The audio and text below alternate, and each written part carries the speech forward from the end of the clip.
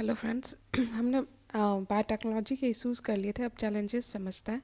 जो चैलेंजेस हैं इंडिया के लिए स्पेसिफिकली, वो है पहला कि हमारा जो रिसर्च और डेवलपमेंट में जितना हम इन्वेस्ट करते हैं वो बहुत ज़्यादा कम है, चाहे वो गवर्नमेंट हो या प्राइवेट सेक्टर हो, वो दोनों बहुत ज़्यादा कम है। तो ये इस कारण हमारा बायोटेक सेक्टर उतना डेवलप नहीं हुआ है। अगर हम देखें इन परसेंटेज वाइज तो सिर्फ 0.67% ही जीडीपी का हम इन्वेस्ट करते हैं इन आपका R&D में।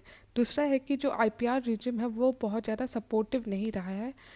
वो चाहे सेक्शन 3D हो of the patents amendments act 2005, इसमें क्या है कि बहुत हायर स्टैंडर्ड सेट किया जाता है जैसा कि ट्रिप्स में बताया गया है, लेकिन ये हेल्प नहीं करता। दूसरा कि हम कंपलसरी लाइसेंसिंग जो है उस वो क्या करता है, जो government allows government power to suspend patent in health emergency. जैसे अगर कुछ भी कोविड जैसा इमरजेंसी हुआ या कुछ भी वैसा हेल्थ इमरजेंसी हुआ तो उस केस में गवर्नमेंट आपका पेटेंट सस्पेंड कर सकती है। तो ये जो IPR इशू है कि कोई अगर इतना इन्वेस्ट करता है, कोई इतना टाइम एनर्जी पैसा लगाता है, तो उसे उस तरह से पेटेंट सपोर्ट नहीं मिल पाता।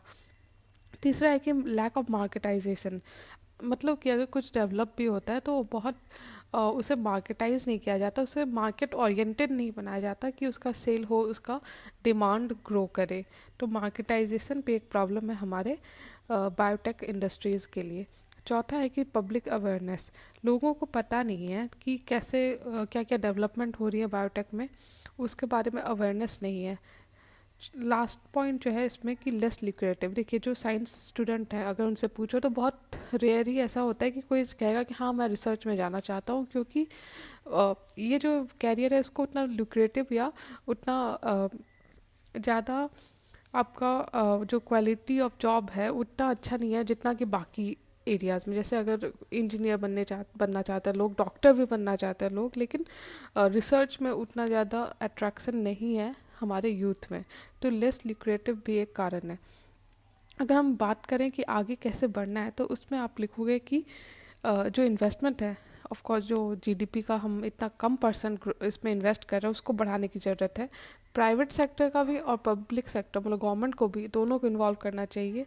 और साथ में जो हमारा ह्यूमन कैपिटल है, मतलब कि इस सेक्टर को भी ल्यूक्रेटिव बनाइए आप, साथ में जो स्किल और जिस तरह से एडुकेशन जो जिस तरह से होना चाहिए वो देना चाहिए। तो ह्यूमन कैपिटल पे भी हमें काम करना चाहिए कि हम ऐसे रिसर्चर और साइंटिस्ट बनाए जो कि इन्वॉल्व हो। ठीक है। दूसरा कि कोलैबोरेशन वो जो जितने स्टेक होल्डर्स हैं, मतलब कि गवर्नमेंट हो गया, इंडस्ट्री हो गई, ये जो साइंटिफिक कम्युनिटी हो गई, हर जो ये अलग अलग स्टेक होल्डर्स हैं इनके बीच में एक कोलैबोरेशन होना चाहिए ताकि हम IPR पे भी काम कर सकें और as a whole biotech development पे भी काम हो सके।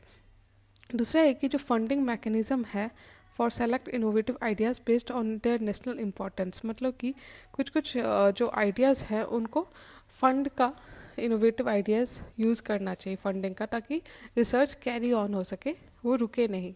ठीक है। जो इकोसिस्टम है इनोवेशन का वो बढ़ाना चाहिए bye involving scientist, innovators and future entrepreneurs. जैसा मैंने कहा कि अलग अलग जो स्टेक होल्डर्स है, चाहे वो एंटरप्राइजेस हो या इंडस्ट्री हो, साइंटिस्ट हो, इनोवेटर्स हो, गवर्नमेंट हो, इन सब के बीच में एक कोलैबोरेशन की ज़रूरत है। लास्ट पॉइंट जो है कि एक्सटेंड करना चाहिए reach of biotechnology to other field of study, मतलब कि कोई भी फील्ड आजकल साइलोज में नहीं हो सकता, सब एक दूसरे से कनेक्टेड है। तो यही चीज़ यहाँ पे लिखी गई है कि एक्सटेंड करना चाहिए reach of biotechnology to other fields of study.